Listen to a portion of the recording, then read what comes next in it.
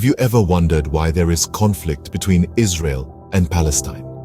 To understand the present, we must delve into the past, into the labyrinth of historical events that have shaped the conflict we witness today. In the late 19th century, a movement called Zionism took root. Its advocates dreamt of a homeland for Jews in Palestine, a land steeped in religious history and significance. Zionism gathered momentum, fueled by the aspiration of Jews worldwide to establish a sovereign state where they could live free from persecution. As the gears of history turned, World War I concluded, and the League of Nations granted Britain control over Palestine. This period, known as the British Mandate, ushered in a wave of Jewish immigration, setting the stage for the demographic transformation of Palestine. While this was a beacon of hope for Jewish immigrants, it also ignited the embers of discontent among the Arab inhabitants of Palestine.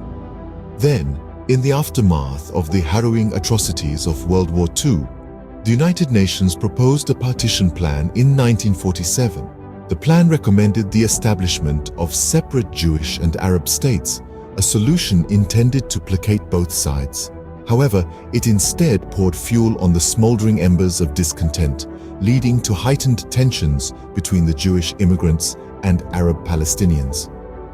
The partition plan, although approved by the United Nations General Assembly, was rejected by the Arab states and the Palestinian leadership. This rejection set the stage for a series of conflicts that would ripple through the following decades, shaping the geopolitical landscape of the Middle East. This historical backdrop set the stage for the conflict we see today. The rise of Zionism, the British Mandate, and the contentious UN partition plan. All these threads weave together to form the complex tapestry of the Israel-Palestine conflict. As we unravel this tapestry, we'll explore the subsequent wars, political maneuvers, and moments of hope and despair that have defined this ongoing struggle. So, let's journey together through the annals of history to better understand why there is conflict between Israel and Palestine. The establishment of Israel in 1948 was not accepted by all. The backdrop to this was the United Nations proposed partition plan a year prior, recommending the establishment of separate Jewish and Arab states.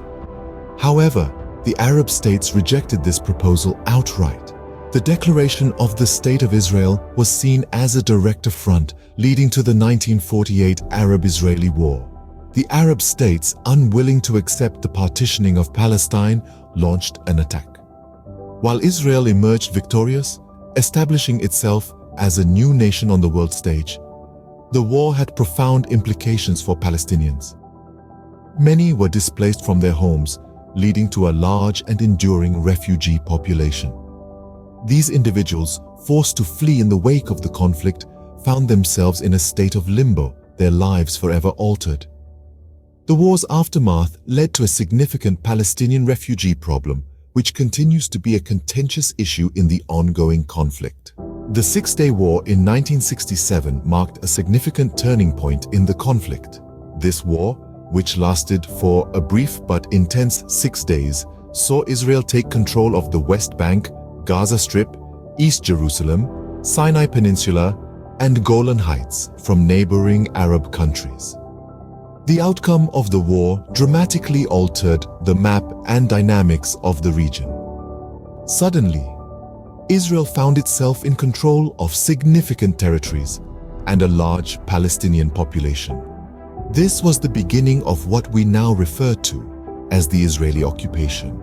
The issue of Palestinian territories under Israeli control became prominent and contentious.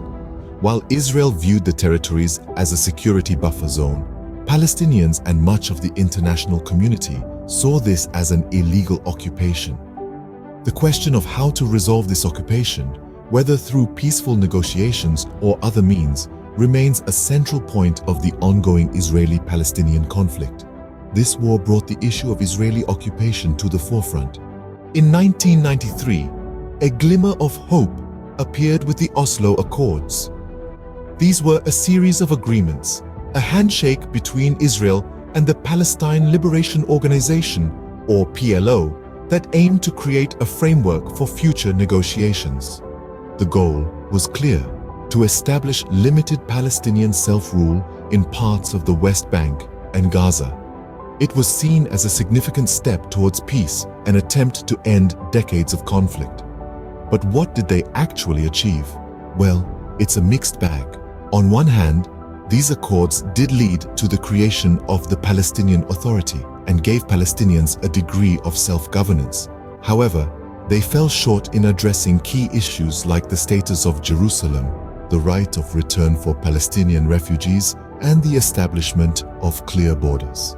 This left room for further disputes and conflict.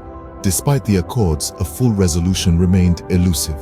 One major point of contention is Israel's policy on settlements. Israel's practice of building settlements in the territories occupied after the Six-Day War, namely the West Bank, East Jerusalem, and the Gaza Strip, has stirred significant controversy.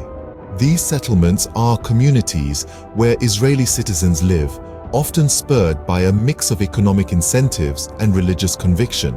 However, the global community largely views these settlements as a violation of international law. The Fourth Geneva Convention prohibits an occupying power from transferring its own civilian population into the territory it occupies. Yet, the Israeli government disputes this interpretation. The settlements are not just controversial, but also complicate the peace process. They're seen as an attempt by Israel to establish facts on the ground, altering the demographics and geography of the West Bank and East Jerusalem. This potentially undermines the viability of a future contiguous Palestinian state. The settlements continue to be a major obstacle to peace. The city of Jerusalem lies at the heart of the conflict. This ancient city, with its rich tapestry of history, religion, and culture, is claimed by both Israelis and Palestinians as their capital. This dual claim is a significant source of tension between the two sides.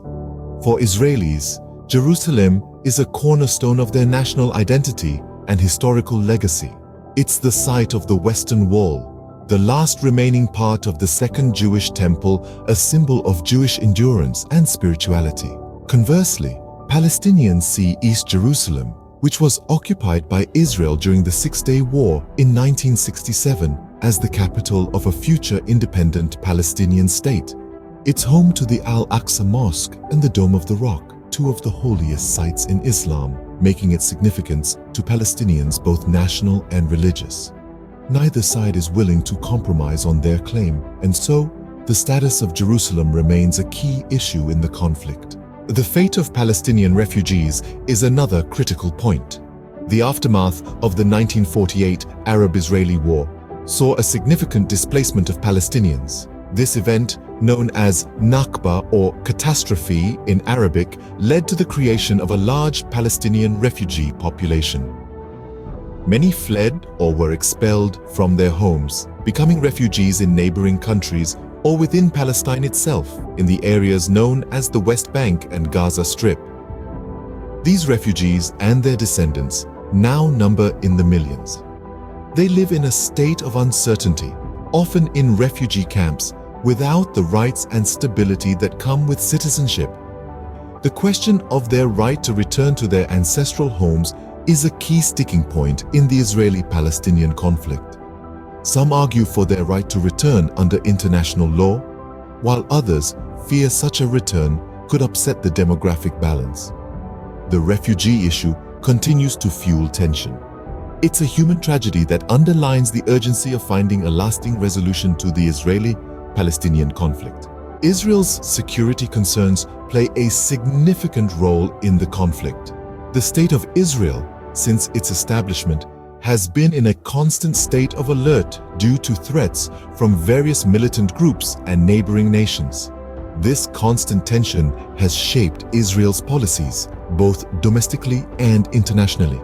One of the primary security issues that Israel faces is the acts of terrorism from various extremist factions.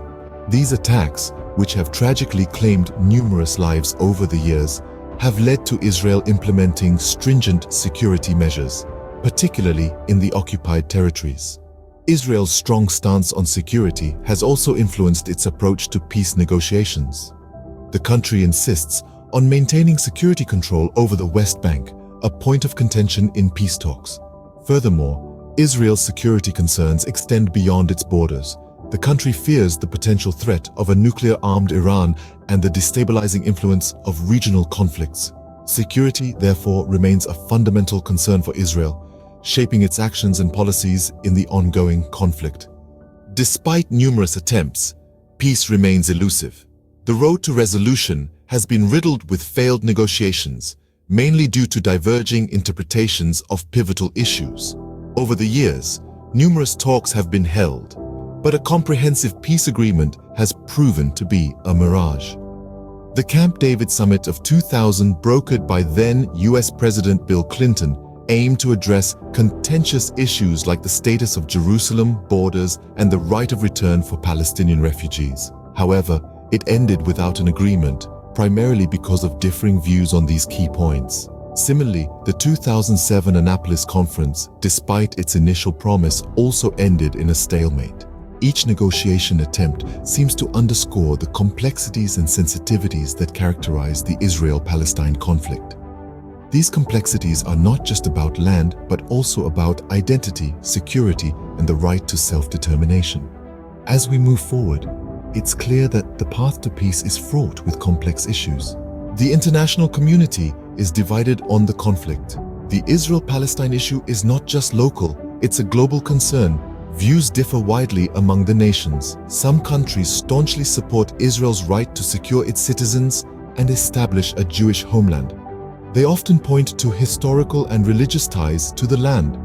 On the other side, there are those advocating for the rights of Palestinians, insisting on their right to self-determination and calling attention to the humanitarian crises in the occupied territories. They view the Israeli settlements as violations of international law. Then, there are those pushing for a two-state solution, a vision of coexistence where both Israelis and Palestinians maintain independent sovereign states. Yet, there are others who suggest alternative arrangements, from a single democratic state to variations of confederation. The international community's role is crucial, but consensus is elusive. The road to resolution remains uncertain, with the world watching and waiting.